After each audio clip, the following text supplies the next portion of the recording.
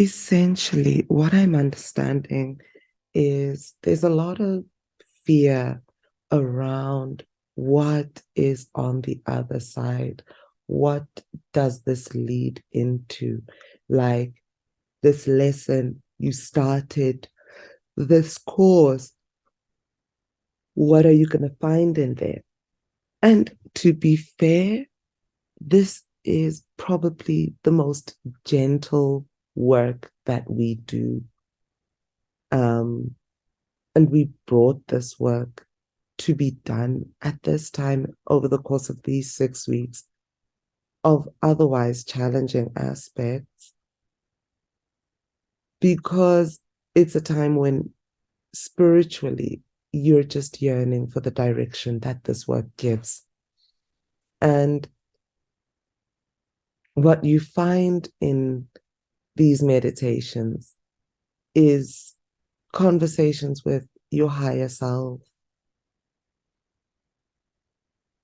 and look into what it is that you're actually wanting to do, what you want to enjoy, and then how to get there.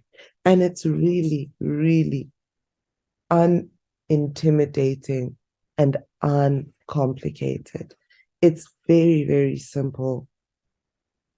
The thing is, I do understand that it can perhaps cut deep, be surprising, but that's what these spaces are for, that we're able to come into these spaces and have conversation about what comes up, or at least not the specifics of what comes up, but how we feel about what comes up. Because I do see that clearly there's something holding something back. So if it is fear about what's on the other side, then let me remind you that pivoting into purpose is a work based on radical affirmation. It's an affirmation based work to affirm you and show you just how aligned with your highest purpose you are in this moment, because you're always aligned with your purpose. Even when you've gone like all the way off the beaten path, you're still going to be aligned with it. There is no way that you stop orbiting your purpose. Even if you were an addict, dependent, and homeless, that cannot take you off your path of purpose, because that experience itself would inform your purpose. Because the thing with purpose is that it's what comes through you, the actions that you take and the results that come from them, and how they eventually impact the collective in conscious and unconscious ways. Sometimes it's something so simple that you have done that only needs to impact one person's direction, and that person becomes whatever that they needed to be. And that's enough to change history. It's the collective. It's how upila nabantu when you are in the vibration of your purpose. And the thing with your purpose is that everything that you've been on, that you've been living, that you've been experiencing is preparing you for your purpose, whether or not you're aware of it.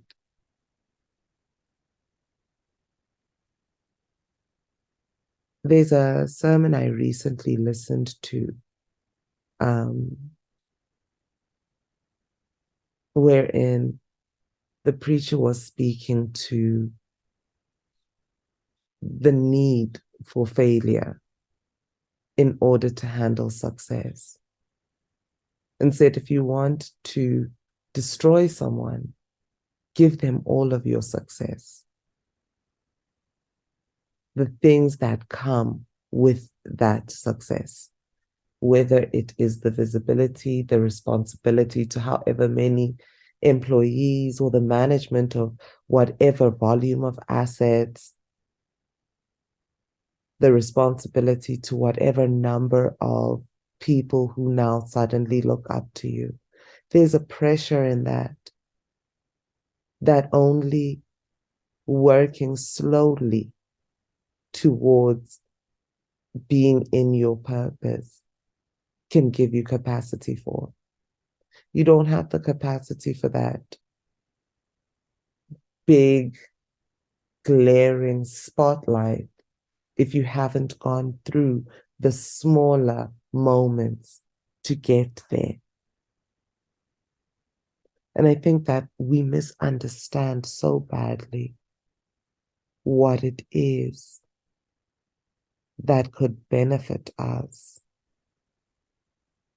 or what it is that is to our benefit at a certain moment in time, because we make it so much bigger than it is, and we begin to punish ourselves well ahead. And then we miss the opportunities to make that small pivot, that small action that needs to be taken that puts us back on the path of purpose, towards the path of purpose, that puts us on the easiest path towards our purpose. Because it is possible for us to live and die without realizing our purpose. That part is possible. But the fact is, as long as we're alive, it's always possible for us to pivot onto our path of purpose, no matter what it is that we're doing at that moment in time. So we intimidate ourselves and talk ourselves out of the option. Sometimes we think that there's something wrong with us, or we've disappointed ourselves, or been disappointed.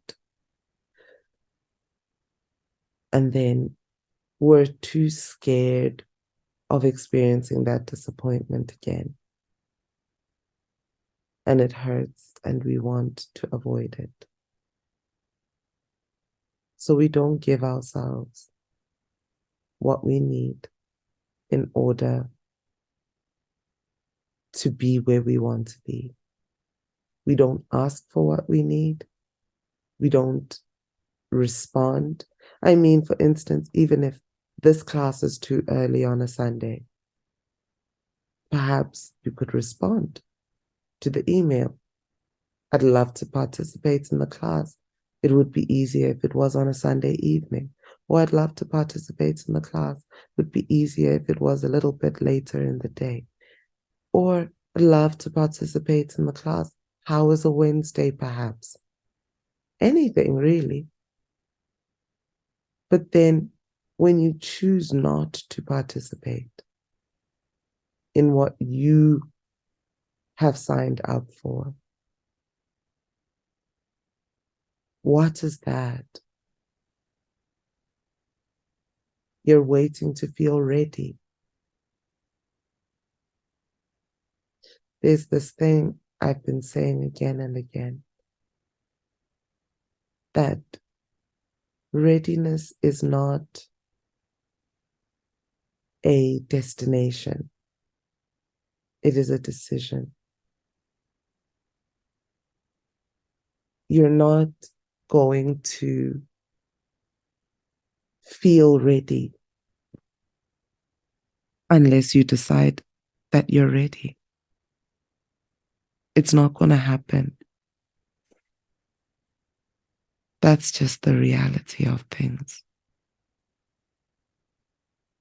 It's the reality of life. Readiness and waiting for readiness is like a story. a story that you're telling yourself that it will come. It won't come. Circumstance does not bring it. For things like this, for work of this nature, if you're waiting for circumstance to bring you to it, you're going to be sitting in a very difficult position when that moment comes. What's easier is to decide and then begin. And as far as this work is concerned and this space is concerned, what we do together, you always have space to interact with and suggest and request things. It's not a dictatorship. We're doing what we're doing together. So you do what you can in order to be able to participate in the ways that you want to. And we respond. We're here as people on the other side as well.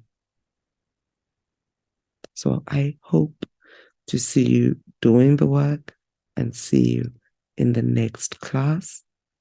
I'm open to suggestion about when it will be. If I've gotten no suggestion by Wednesday, I will set a time myself. Makhosi.